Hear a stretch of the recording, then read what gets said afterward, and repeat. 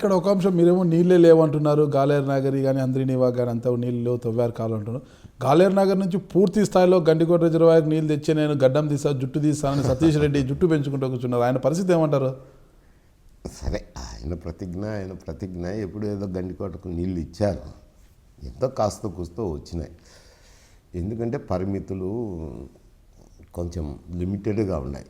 అది ఈ సంవత్సరం కానీ వచ్చే సంవత్సరం కానీ జరగచ్చు. కానీ ఆ తర్వాత బోర్డు అయితే ఇప్పుడు తెలంగాణ గవర్నమెంట్ ఇంతకు వద్దనే వద్దు బోర్డు అంటున్నారు.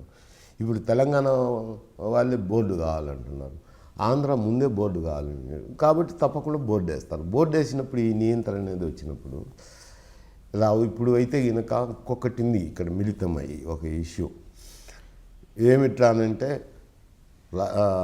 పోతిరెడ్డిపాడు హెడ్ రెగ్యులేటర్ ద్వారా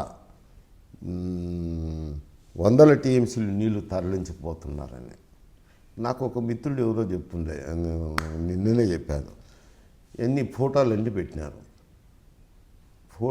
పెట్టినారు, వరద మాదిరి పారుతున్నాయి. ఎవరైనా మీలాంటి వాళ్ళు బయట చూసినప్పుడు ఏందా ఇన్ని నీళ్ళు రాయలసీమకి ఎత్తపోతున్నారు అని అంటారు. కానీ ఆ ఫోటోలు ఎప్పటి రోసయ్య గారు ముఖ్యమంత్రిగా ఉన్నారు. ఆ రోసయ్య గారు ముఖ్యమంత్రిగా ఉన్నప్పుడు అకాల వర్షాల వల్ల వరదలు వచ్చినాయి. ఒక స్టేజ్లో శ్రీశైలం డ్యామే కొట్టుకొని పోతాయని కళ్ళు రిక్కరించుకొని టీవీలు చూసా కూర్చున్నారు అందరూ. అటువంటి సమయంలో ఆ డ్యామ్ని సేవ్ చేసే దానికోసం ఈ పోతిరెడ్డిపాడు గేట్లు కూడా ఎత్తేసినారు ఫుల్గా. ఆ నీళ్ళన్నీ వరద బారింది. ఆ వర్షాభావ పరిస్థితులు ఉండే ఆ ప్రాంతంలో వరదలు వచ్చి ఏదో వైష్ణవమాయ వైష్ణవమాయ అన్నట్టు వరదలు వచ్చినాయి రాయలసీమలో. ఏమి రానంటే శ్రీశైలం డ్యామ్ సేవ్ చేసేదానికి గేట్లు ఎత్తేస్తే ఆ నీళ్ళని తెగి ఆ ఊర్ల మీద పడి వరదలు వచ్చి చాలా నష్టం జరిగింది. పంటలు నష్టపోయినారు, ఊళ్ళలో నీళ్ళు పడి ఊళ్ళల్లో కూడా నష్టం జరిగింది, ఇల్లు కూలిపోయినాయి. ఆ డ్యామ్ సేవ్ చేసేదానికి ఆ ఫోటోలని తీసుకొచ్చి పెట్టి అంత రాయలసీమ తరలించబోతున్నట్టు ఎవరిని మభ్య పెడుతున్నారు వీళ్ళు? రాష్ట్రాన్ని పరిపాలిస్తుంది కానీ ఇటువంటి ఘోరాలు ఏమిటి? ఏమి రాయలసీమ అన్యాయం చేసింది? అది ఏం పన్నులు కట్టలే? ఆ దినం నాగార్జున సాగర్ కట్టుకున్నప్పుడు పన్నులు కట్టా, ఇటు కుడివైపు వారే, లెఫ్ట్ వైపు తెలంగాణ వారే, శ్రీరామ్ సాగర్ కట్టుకుండ్రి, జూరాల కట్టుకుని, ఇవన్నీ కట్టుకుని ఇప్పుడు తెల్లా అది రాయలసీమ వాళ్ళు పన్ను కడుతున్నారు, ఆదాయం వస్తుంది దాని మీద కట్టినారని. ఆడ కృష్ణా బ్యారేజ్, గోదావరి బ్యారేజ్ కట్టినప్పుడు ఆ రాయలసీమకు నీళ్లు ఇస్తానారంటేనే అది తెగ బాధపడిన 29 టీమ్స్ తాతరేడుగా రావాలి కదా శ్రీశైలం కుడి కాలువకు. ఈ నేపథ్యంలో భవిష్యత్తు ఎలా ఉంటుంది? శ్రీశైలం కుడి కాలువకు ఆయకట్టు కింద వాడకుండా కింద గండికోట కీడ్చుకుంటారు. అది కర్నూలు మేము కొట్లాడుకోవాలా? మేమేమో అనుకోవడం. కర్నూలు అంత ఎక్కువ అన్నా మేము అనుకోవడంలే, కడపలో అనుకోవడం. కడపలో ఎక్కువ వాడుతున్నా కర్నూలు. ఎందుకంటే ఒక ఉద్యమం చేసినారు కాబట్టి, ఆ స్నేహిత భావం ఉంది కాబట్టి ఒకరినొకరు మేము విమర్శించుకోవడంలే. ఒకరికి ఎక్కువ తక్కువ వస్తానని నేను అనుకుంటున్నాను. అది కర్నూలు వాళ్ళు అడగాలి, మా శ్రీశైలం కుడికాలం నీళ్ళు నీ గండికోటకు ఎత్తబోతున్నాను అని. కానీ తెలంగాణ కాదు, ఆంధ్ర వాళ్ళు కాదు. మరి ఇది నాకు తెలిసి నేను మీతో ఏదో రైట్ ఆపర్చునిటీ వచ్చింది కాబట్టి మీతో మాట్లాడుతున్నాను. కానీ ఈ ఆంధ్రప్రదేశ్ జలవనరుల శాఖ మంత్రికి తెలుదా? ఆ మాట బయట పెట్టచ్చు కదా, బహిరంగపరచచ్చు కదా. ఎందుకు ఊరుకున్నారు? అంటే ఇవన్నీ లోతుగా పరిశీలించితే ఏమవుతుంది అంటే అక్కడ అడిగే వాళ్ళు లేరు కాబట్టి. ఇప్పుడు రాయలసీమ పరిస్థితి ఏమంటారు? భవిష్యత్తులో జలవనరుల మంత్రి పట్టించుకోక ఇట్లా బోర్డులు సరిగ్గా లేక నీళ్లు లేకపోతే ఏం పరిస్థితి అంటారు? అంతా కూడా సర్ప్లస్ వాటరే కదా రాయలసీమకు వచ్చేది. ఈ పరిస్థితి సర్ప్లస్ వాటర్ కాదు, రావాల్సిన నీళ్లు అంటే వరద జలాలతోనే రావాల్సింది. వరద జలాలు నికర జలాలు అయితే రాయలసీమకు లేవు. వరద జలాలు పోయినాయి. నికర జలాలు అనేది ఆంధ్రప్రదేశ్కి ఇచ్చిన నికర జలాలు 800 రాయలసీమకు నికర జలాలు ఎక్కడ లేవు కదా. కాదు, కరెక్ట్ కానే కాదు. అది ఆంధ్రప్రదేశ్కు 811 టీఎంసీలు నీటిని బచావతి ట్రిబ్యునల్ కేటాయించింది. సరే, ఎగ్జిస్టింగ్ యూటిలైజేషన్ ప్రొటెక్ట్ చేసుకోమన్నారు. ఇప్పుడు అనంతపురం వాళ్ళు అంత ఎక్కువ పడితేనో, కర్నూలులో ఎక్కువ పడితేనో, కడపలో పోతేనో మేము అనుకోలేదు కదా. అట్నే రాయలసీమ కూడా ఆంధ్రప్రదేశ్లో, నేను ఎందుకు ఆదాయం మెన్షన్ చేసిన అంటే రాయలసీమ కూడా ఆంధ్రప్రదేశ్లో ఒక అంతర్భాగం అయినప్పుడు ఈ నీటిని కేటాయించుకోవచ్చు కదా. ఎవరు వద్దన్నారు? వచ్చిన మిగులు జలాలు ఇంకొక వరద జలాలు అందరు బారగట్టుకొని ఉండొచ్చు కదా. ఈ తకరారులు ఎందుకు?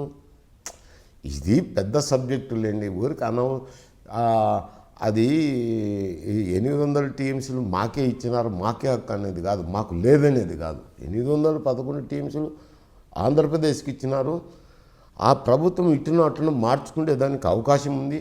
అదే కృష్ణా డెల్టా మోడర్నైజేషన్ చేసి రాజీవ్ బీమాకు 20 టీమ్స్లు కృష్ణా డెల్టా నుంచి ఇచ్చినారు కదా. అటువంటి సౌలభ్యం ఆ పక్క కూడా వస్తుంది కదా, తెలంగాణకు వచ్చినప్పుడు రాయలసీమకు కూడా. మరి అక్కడ చేయలేదు కానీ ఇక్కడ చేసినారు కదా. ఇంకా దాంట్లో ఈ ప్రశ్నలకు సమాధానం ప్రభుత్వంలో ఉన్న వాళ్ళు చెప్పాల్సిందే అంట. అంటే ఇక్కడ మొత్తం కేటాయింపులు ఉన్నా కూడా మిగులు నికర జలాలు రాయలసీమకి ఎక్కడ లేవు, అన్ని కూడా వర్ధ జలాలు. రాజీవ్ బీమాకు ఉన్నాయా? రాజీవ్ బీమాకు అయితే లేవు కదా. లేనప్పుడు అది సర్ప్లస్ వాటర్ ప్రాజెక్టే కదా. దానికి కృష్ణా డెల్టా మోడర్నైజ్ చేసి ఇస్తామన్నాక అట్నే ఇంకో మోడర్నైజ్ చేసి ఇస్తామని అక్కడ ఒక ప్రాజెక్టులు పెట్టింటే ఈ దినం వచ్చే సర్ప్లస్ వాటర్ అంతా వచ్చిండు కదా అంట. అది వారికొక్కరికే సర్ప్లస్ వాటర్. ఏం నీకైతే ఊసి నీళ్ళు, నాకైతే మంచి నీళ్ళ, ఇదేమన్యాయం నాకు తెలియక అడుగుతా. ఈ పరిస్థితులు ఎలా ఉంటే మళ్ళా గోదావరి పెన్న అనుసంధానం చేస్తామంటుంది రాష్ట్ర ప్రభుత్వం, ఇది సాధ్యపడుతుందంటారా? ఇప్పుడు గోదావరి పెన్నా అనుసంధానం అనేటి ఎప్పటి నుంచో ఉన్నటి, కొత్త ఏం కాదు. ఈ ఆంధ్రప్రదేశ్ ప్రభుత్వానికి కర్ణాటకకు మహారాష్ట్రకు ఎప్పుడో జరిగిన ఒప్పందాలు, 80sలో జరిగిన ఒప్పందాలు. ఆ మేరకు పోలవరం ప్రాజెక్టు నిర్మాణం చేసుకున్నప్పుడు పోలవరం ప్రాజెక్టు నుంచి కృష్ణానదికి డెల్టాకి ఏ నీళ్ళు ఇస్తారో అవి శ్రీశైలం నుంచి రావాల్సినప్పుడు నాగార్జున సార్ అప్పర్ రీచెస్లో వాడుకోవచ్చునని చెప్పినారు 45 టీఎంసీలు. ఇది ఆ 45 టీఎంసీలు పెన్నా నది పరివాహక ప్రాంతంలో ఉండే ప్రాజెక్టులే కదా. ఇంకా ఎన్ని అవి వాడుకున్నప్పుడు అనొచ్చులే, తెలంగాణ మేము కూడా కోరుతామని. కానీ ఆ అండర్స్టాండింగ్ రీచ్ అయ్యేటప్పుడు నాకు తెలిసినంత వరకు కాస్త కూస్త అగ్రిమెంట్లు క్షుణ్ణంగా పరిశీలించితేను అప్పుడు శ్రీరామ్ సాగర్ ప్రాజెక్టు కట్టినప్పుడైతేనేమి, మంజీరా అనుకుంటాం, మంజీరా అయితేనేమి, జూరాలు అయితేనేమి కర్ణాటక ప్రాంతాల్లో మునుగుతున్నాయి కాబట్టి అవి మీరు అభ్యంతరం పెట్టాకండి, మేము ఏదో గోదావరి జలాలు మళ్ళించినప్పుడు 35 టీఎంసీలని ఇస్తామని చెప్పినారని. అది ఒకటి ఉంది. ఈ ప్రాజెక్టులన్నీ తెలంగాణకు మేలు జరిగినప్పుడు తర్వాత కృష్ణా డెల్టా మోడర్నైజ్ చేసి 20 టీఎంసీలు బీమాకి ఇచ్చినప్పుడు మళ్ళా వీళ్ళు కోరుతున్నారు. సరే, అది ప్రభుత్వం వాదించాల్సింది, చేసుకోవాల్సింది. కానీ ఈ అనుసంధానం అనేది మొదటి నుంచి ఉండేదంట, కొత్తదేం కాదు అంట. దిండి పాలమూరు రంగారెడ్డి ప్రాజెక్టు నిర్మాణం వల్ల అంటే ఆంధ్రాకు జరిగే నష్టం ఏమంటారు? ఇప్పుడు పై ప్రాంతాలు, ఎగువ ప్రాంతాల్లో ఎవరు ప్రాజెక్టులు కట్టినా కింది ప్రాంతంలోనికి నష్టమే వస్తుంది. ఒక బావి కింద ఒక కాలం ఉన్నదనుకోండి, పైన భూమి ఉన్న వ్యక్తి ఎక్కువ నీరు పారించుకుంటే, పారుదల చేసుకుంటే కింద ఉన్న కాలువ కింద ఉన్న భూములు కింద ఉన్న వాళ్ళకు మాత్రం నష్టమే జరుగుతుంది కదా. తప్పకట్టి ఆందోళన అవి అయితే ఉంటాయి. కానీ ఈ దినం రెడ్ బ్యాంక్ అయితేనేమి, దిండి అనుకోండి, నెట్టెంపాడు అనుకోండి, కలవకుర్తి అనుకోండి, అవతల భీమా, అవతల అంద్రీనివా అనుకోండి, గాలేరు నగర్ అనుకోండి, వెలుగొండ అన్నీ ఒకటే ఫుటింగ్లో ఉన్నాయి. అన్నీ సర్ప్లస్ వాటర్ మీద వచ్చినాయి. సర్ప్లస్ వాటర్ ఏమో చెన్నారెడ్డి పంచుతానప్పుడు వద్దంటిని, ఇప్పుడు పోయి అవన్నీ పోయి కర్ణాటక మహారాష్ట్రకు పంపించిందా. ఇది మొరటుగా ఉంటుంది. ఏమన్నా సామర్థ్యత సత్రంలో బిచ్చగాళ్ళు కొట్టాలి నేను అనుకుంటాను, చూడట్టుంటుంది. ఇంకోటి అయితే ఇంకా బ్రహ్మాండమైన జోకు ఉంది, అది చెప్పదలుచుకోలేదు. అంటే ప్రేక్షకుల కోసం చెప్పండి ఒకసారి, ప్రేక్షకులు కూడా వింటారు కదా. ప్రేక్షకులు కూడా వింటారు. బాగుండదు అది.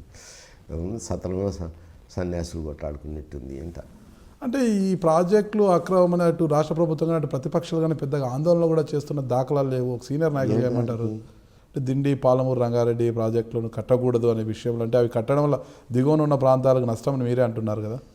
ఇప్పుడు ఎగువ ప్రాంతాల్లో ప్రాజెక్టులు ఎవరు కట్టినా దిగువ ప్రాంతాల్లో నష్టం ఉంటుంది, వాళ్ళు అభ్యంతరాలు చెప్తారు. కాదండి నేను. ఇప్పుడు కర్ణాటక కట్టుకుంటే తెలంగాణ, ఆంధ్రప్రదేశ్ కూడా అభ్యంతరాలు చెప్తారు. కర్ణాటక, మహారాష్ట్ర కట్టుకుంటే అది కాదు సమస్య. ఈ ప్రాజెక్టులు పెట్టారనుకొని పాలమూరు రంగారెడ్డిని, ఇవన్నీ సర్ప్లస్ వాటర్ ప్రాజెక్ట్స్. ఆ పక్క ఎట్లా సర్ప్లస్ వాటర్ ప్రాజెక్టులు ఉన్నాయి, ఈ పక్క ఈ సర్ప్లస్ వాటర్ ప్రాజెక్టులు. ఈ సర్ప్లస్ వాటర్ మీద ఇది సమస్య ఉంది అని చెప్తున్నాను కదా. ఈ సమస్య applicable to Telangana, applicable to Rayalaseema. Rayalaseema అనుకోండి, ఆంధ్రప్రదేశ్ అనుకోండి, డాష్. అంటే మీరు ఇప్పుడు చెప్పారు కాంగ్రెస్ పార్టీకి సత్రం కూడా లేదు ఉండడానికి అన్నారు. అయితే కాంగ్రెస్ పార్టీ ఇటీవల కాలంలో రైతు సమస్యల మీద, రైన్ గన్ల మీద మొత్తం కూడా పాదయాత్రలు చేస్తున్నారు. రఘువీరారెడ్డి, కోట్ల సూర్యప్రకాష్ రెడ్డి, ఓటింగ్ శాతం పెరుగుతోంది అంటారు. నిజంగా పెరుగుతోంది అంటారా? అది వారి విశ్లేషణ వారు చేసుకోవచ్చు, నేను కాదని. వాళ్ళు మంచి మిత్రులే, అందరూ కావాల్సిన వారే. వారి ప్రయత్నాలు ఏదో వారు చేస్తున్నారు, కానీ జరిగిన సంఘటనల వల్ల వాళ్ళు బాధితులైనారు. అటు రాష్ట్రము బాధితులైనారు, రాష్ట్ర ప్రజలు బాధితులైనారు, దాంతోపాటు ఆ నాయకులు కూడా బాధితులై ఉండొచ్చు. ఉన్న కాడికి ఏదో పార్టీని ఉద్ధరించుకోవాలని ప్రయత్నాలు చేయొచ్చు, భాగం చేయొచ్చు, పెంచుకోవచ్చు, పెరగచ్చు. యువతల ఇది ఒక పెంచుకోవాలని ప్రయత్నం చేసే వ్యక్తిదే కాదు కదా, ప్రతిపక్షాలలో అవతల పక్షం కూడా మంచిగా చేయకపోతే వాళ్ళకు పెరుగుతుంటాయి. కరువు రైతుకు ఆసరాగా నిలిచేందుకు చంద్రబాబు నాయుడు ఇటీవల రెయిన్ గన్లను ప్రవేశపెట్టాడు అనంతపురం జిల్లా, కడప, చిత్తూరు జిల్లా. దీని గురించి మీరేమంటారు? సరే, ఏదో టెక్నాలజీ వచ్చింది, ఉపయోగపెట్టుకుంటున్నాడు, ఉపయోగపడచ్చు, కానీ ఎంతవరకు ఉపయోగపడుతుంది అనేది అక్కడ ఉండేవాళ్ళు చెప్పేదాన్ని బట్టి, రైతులు చెప్పేదాన్ని బట్టి పెద్ద ఉపయోగం లేదంటారు.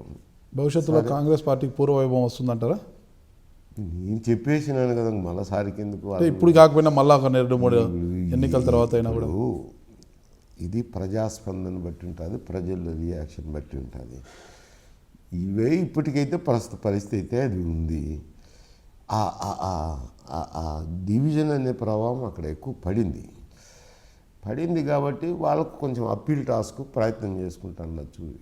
ఈ ప్రయత్నంలో భాగంగా వాళ్ళ ప్రయత్నాలు జరుగుతుంటే ప్రజలు ఎట్లా స్పందించుతారనేది అది ఇంకా 3 ఏళ్ల తర్వాత జరిగే సంఘటన ఇంకా ఉంది కదా. ఉన్నప్పుడు బట్టి ప్రభుత్వాల పరిపాలన వీటన్నిటి దృష్టిలో పెట్టుకొని ఇవన్నీ జరుగుతుంటాయి.